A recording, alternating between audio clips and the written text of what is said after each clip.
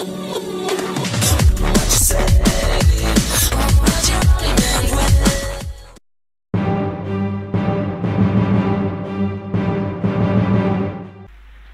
trong lúc ca nhiễm đầu tiên tại Hà Nội bị dư luận mạng xã hội chỉ trích vì không trung thực khi khai báo y tế, thì cô vẫn được chăm sóc tại bệnh viện hoàn toàn miễn phí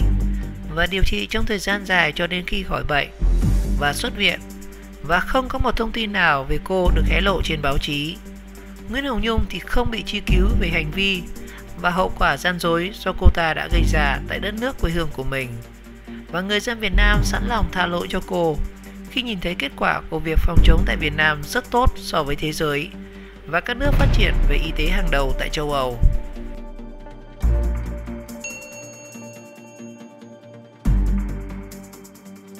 Thành công trong phòng chống dịch của Việt Nam chính là công khai và minh bạch, đặc biệt là lịch trình di chuyển. Tất cả mọi người dân Việt Nam chấp nhận hy sinh một phần lợi ích, một phần quyền riêng tư của mình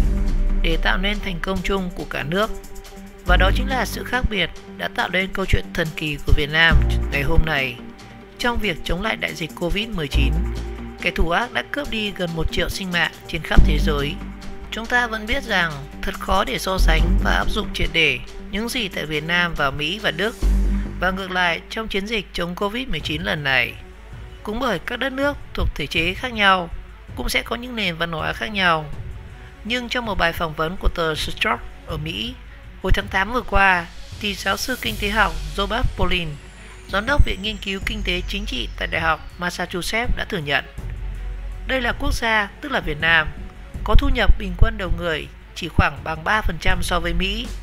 Và nếu Mỹ xử lý Covid-19 ở cấp độ có thẩm quyền như ở Việt Nam trong 8 tháng đã qua, thì ngày hôm nay tổng số người Mỹ chết vì đại dịch sẽ ở mức dưới 100. Và theo thông tin trước đó đã đưa vào ngày 15 tháng 2, thì bệnh nhân số 17 sử dụng 2 hộ chiếu để làm thủ tục hàng không và xuất cảnh trên chuyến bay VN0055 theo hành trình từ Nội Bài sang Anh. Ngày 2 tháng 3 năm 2020, trên chuyến bay VN0054 từ Anh về Nội Bài, hành khách này tiếp tục sử dụng hộ chiếu tại Việt Nam để làm thủ tục nhập cảnh. Và sau khi đi qua rất nhiều khu vực kiểm tra y tế, thì đến khu vực làm thủ tục nhập cảnh, cán bộ chiến sĩ công an cửa khẩu Nội Bài đã kiểm tra kỹ các trang của hộ chiếu và không phát hiện có dấu kiểm chứng nhập xuất cảnh của Italia, nên đã giải quyết nhập cảnh bình thường và không phát hiện được hành vi của khách này đã đi qua vùng dịch.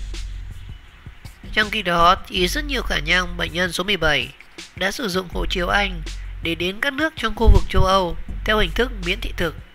Có thể những phát ngôn của Nguyễn Hồng Nhung và Nga Nguyễn trên một tạp chí Mỹ thì không phụ thuộc vào xuất thân, địa vị, tầm ảnh hưởng hay sự giáo dục của gia đình, nhưng hành động quay lưng lại với tất cả những đặc quyền mà cả hai đã được nhận từ mảnh đất hình chữ S thật sự là một điều hết sức đáng hổ thẹn. Họ không nhận thức được những hành vi thiếu trung thực, thiếu trách nhiệm của từng cá nhân đã đặt thêm gánh nặng trên các vai đồng bào, hàng xóm và chính của người thân của mình. Cả khu phố Trúc Bạch nơi bệnh nhân số 17 sinh sống đã bị phong tỏa trong suốt 14 ngày. Bác của bệnh nhân số 17 thập tử nhất sinh, thập tử xuất sinh rất nhiều lần trong bệnh viện. Cả thành phố phải gánh thêm những khó khăn chồng chất. Những chiến sĩ áo trắng vẫn hy sinh bản thân, gia đình ở nơi tuyến đầu chống dịch, và những người lính ngày đêm cực khổ nơi núi rừng, biên cương, gác biên giới của Tổ quốc, hẳn họ không cần nhận một lời xin lỗi. Nhưng những lời đánh giá mà hai chị em bệnh nhân số 17 dành tặng lại cho đồng bào mình, cho rằng họ đã nhận được sự tấn công khi nhiễm Covid-19 là vì sự ghen tị giai cấp, thật sự là một thứ nhận thức hết sức lệch lạc. Giữa thời điểm cả nước đồng lòng chống dịch bệnh, thì những hành động của chị em bệnh nhân số 17 khiến người Việt Nam cảm thấy rất bất bình. Sự vô ơn không thể là thứ trang sức khiến họ thượng đẳng như họ đang nghĩ.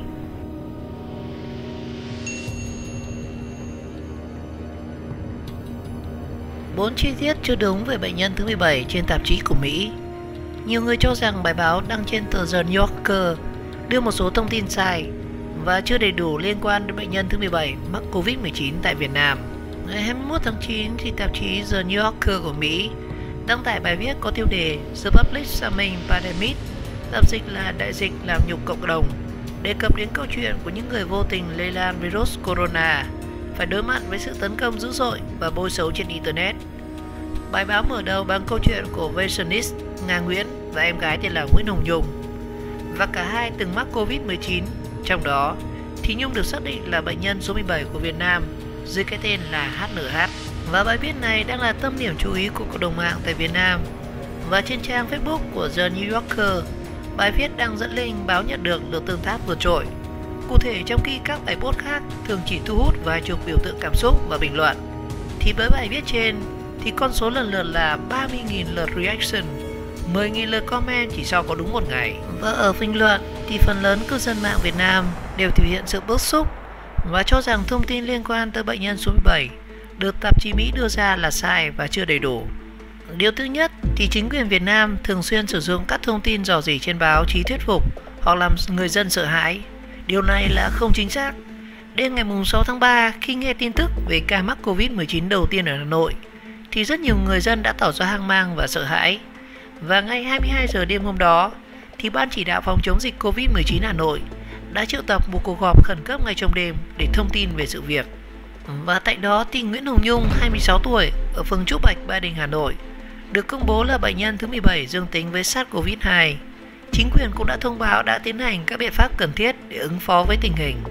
Ông Nguyễn Đức Chung, Chủ tịch Ủy ban nhân dân thành phố Hà Nội ở thời điểm đó, đã kêu gọi mọi người bình tĩnh và không hoảng sợ. Ông bày tỏ mong muốn tất cả thông tin về dịch được công khai minh bạch để người dân thủ đô được nắm bắt một cách kịp thời. Điều thứ hai, trong vòng 1 giờ sau khi các bài báo về cuộc họp được đăng tải, thì người dùng Internet đã tìm ra danh tính và các tài khoản mạng xã hội của cô. Điều này là không chính xác. Và trước khi cuộc họp khẩn cấp diễn ra lúc 22 giờ đêm ngày 6 tháng 3,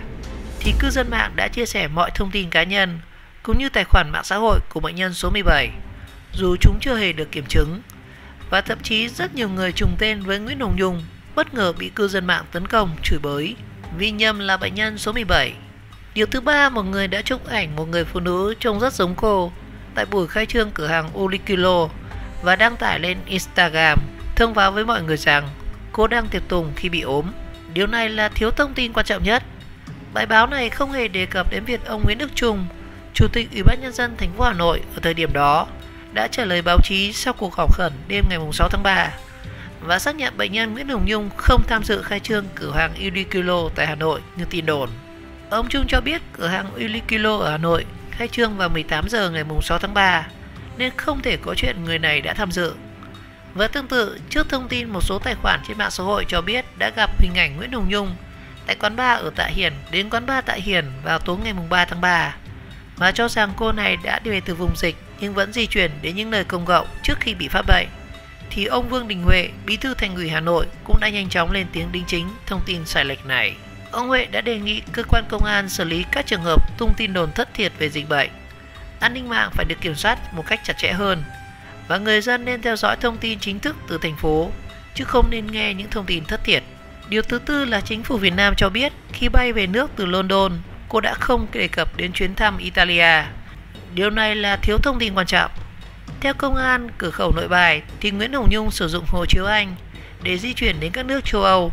Sau khi về nước vào ngày 2 tháng 3 thì người này lại sử dụng hộ chiếu Việt Nam để nhập cảnh. Công an cửa khẩu Nội Bài đã kiểm tra kỹ từng trang hộ chiếu nhưng không phát hiện có con dấu xuất nhập cảnh của Italia. Cùng với việc khai gian tờ khai y tế để vượt qua phòng kiểm dịch của CDC Hà Nội thì Nhung đã được giải quyết nhập cảnh một cách bình thường. Và bên cạnh đó, theo rất nhiều cư dân mạng, thì bài báo của The New Yorker chỉ đề cập đến việc bác của cô bị nhiễm Covid-19 từ cháu, nhưng không cho biết bà đã không thể qua khỏi nếu không nhận được sự cứu chữa tận tình của các bác sĩ tại Việt Nam.